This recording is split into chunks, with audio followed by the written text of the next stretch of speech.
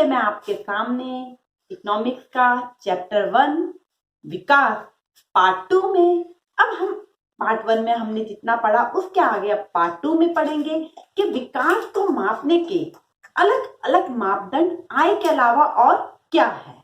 तो हम औसत आय के अलावा और भी महत्वपूर्ण लक्ष्य के बारे में सोचते हैं, जो कि हम आपके इस पाठ की एक तालिका में देखेंगे, जिसमें 3 राज्यों के जरिए हमें दिखाया गया है कि हमारे जीवन में औसत आय के अलावा और भी चीजें महत्वपूर्ण है।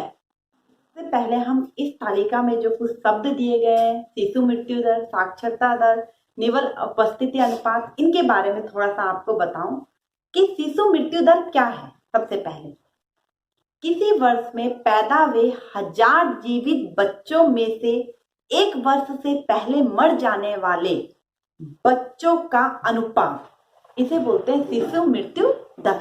साक्षरता दर 7 वर्ष या उससे अधिक आयु के लोगों में साक्षर जनसंख्या का अनुपात।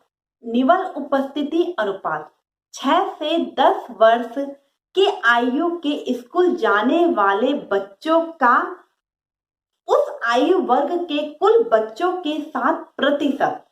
तो ये सब चीजें भी अब हम सारणी में थोड़ा सा गौर करेंगे कि पंजाब की आप देखेंगे प्रति व्यक्ति आय केरल से बहुत अधिक है, बिहार की सबसे कम है।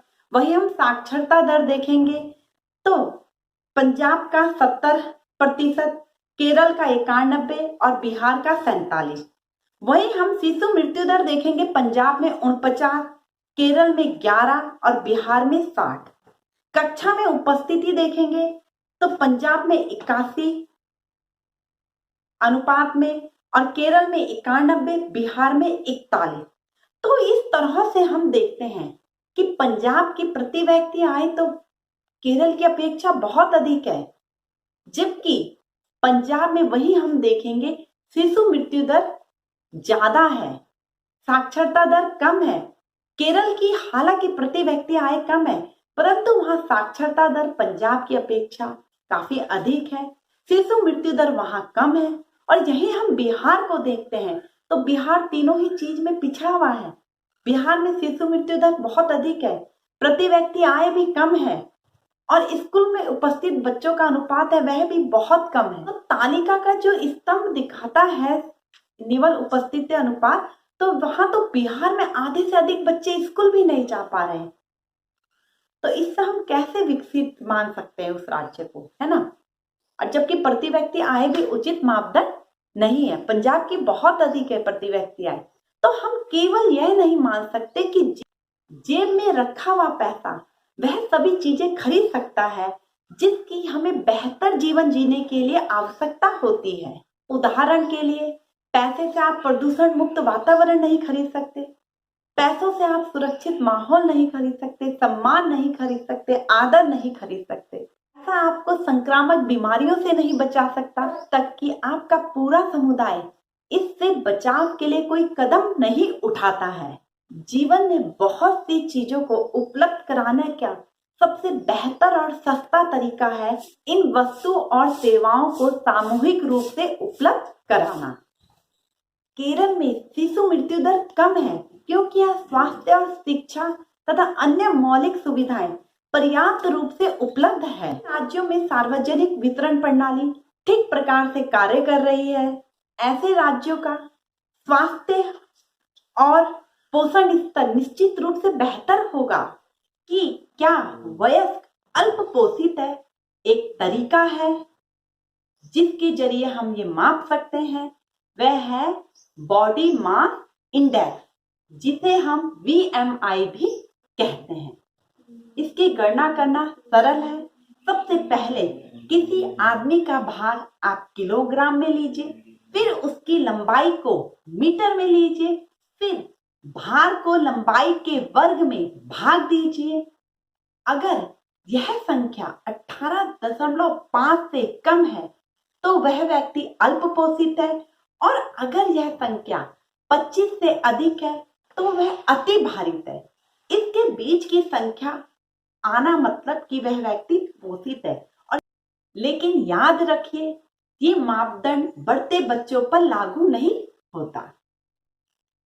तो यहाँ पर हमने देखा विश्व बैंक विकास को जो मापता है उसका मापदंड प्रति व्यक्ति आय है, जबकि अगर हम यहाँ पर मानव विकास सूचकांक के बारे में बात करें तो वो विकास मापने के लिए प्रति व्यक्ति आय के अलावा और भी महत्वपूर्ण चीजें जो हमारे जीवन में महत्वपूर्ण है उसकी भी माप करता है, जैसे कि जीवन प्रत्याशा, साक्षरता दर, स्वास्थ्य, ये सब भी महत्वपूर्ण स्थान रखते हैं। जिस देश की जीवन प्रत्याशा, शिक्षा स्तर, जीडीपी एवं प्रति व्यक्ति आय अधिक होती है उसे उच्च श्रेणी प्राप्त होती है। और एचडीआई का विकास पाकिस्तानी अर्थशास्त्री महबूब उल हक द्वारा किया गया था। इसे यूएनडीपी संयुक्त राष्ट्र विकास कार्यक्रम द्वारा प्रकाशित किया जाता है। जीडीपी या सकल घरेलू उत्पाद एक वर्ष में एक देश के अंदर उत्पादित अंतिम वस्तु और सेवाओं का मूल्य, ये सकल घरेलू उत्पाद है। अब जीवन प्रत्याशा, जन्म के समय संभावित आयु, जैसे कि स्पष्ट है नाम से ही आप देख रहे होंगे कि व्यक्ति को जन्म के समय औसत आयु की संभावना दर्शाती है ये जीवन प्रत्याशा कि उसकी औसत आयु कितनी है। तो भारत और उसके पड़ोसी देशों के 2004 के अनुसार कुछ आंकड़े दिए गए हैं। तो इन आंकड़ों के अनुसार जो श्रीलंका जैसा देश हमसे कई आगे हैं, तो क्या यह आश्चर्य की बात नहीं है कि हमारा पड़ोसी देश श्रीलंका एक छोटा सा देश हम भारत जैसे बड़े देश से कई मामलों में आगे हैं और हमारा बहुत नीचे क्रमांक है।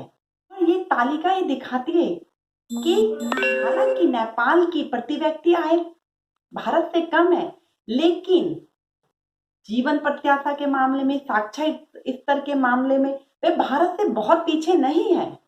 तो इस तरह हम देखते हैं कि केवल प्रति व्यक्ति आय होना ही किसी के विकास को मापने का उचित मापदंड नहीं है। तो हमारे जीवन में बहुत सी जरूरी चीजें हैं आय के अलावा, तो कुछ चीजें हमने इसमें ली। मानव विकास सूचकांक जो ये रिपोर्ट दर्शाता है, ये इन्हीं कुछ चीजों के को लेके मानव विकास के आंकड़े हर साल देता है। अब हम यहाँ पर पढ़ेंगे विकास की धारणीयता, कि विकास को हम अभी तो विकास कर रहे हैं अंधाधुंध संसाधनों का उपयोग करके, परंतु ये विकास इसी क्रम में आगे भी जारी रहे। धारणीयता का मतलब होता है कि ऐसा विकास करना जो आने वाले कई सालों तक निरंतर चलता रहे, बल्कि आने वाली पीढ़ी का भविष्य भी बेहतर बनाए। और ये तभी संभव है जब हम संसाधनों का दोहन करने के बजाय उनका विवेकपूर्ण ढंग से इस्तेमाल करेंगे।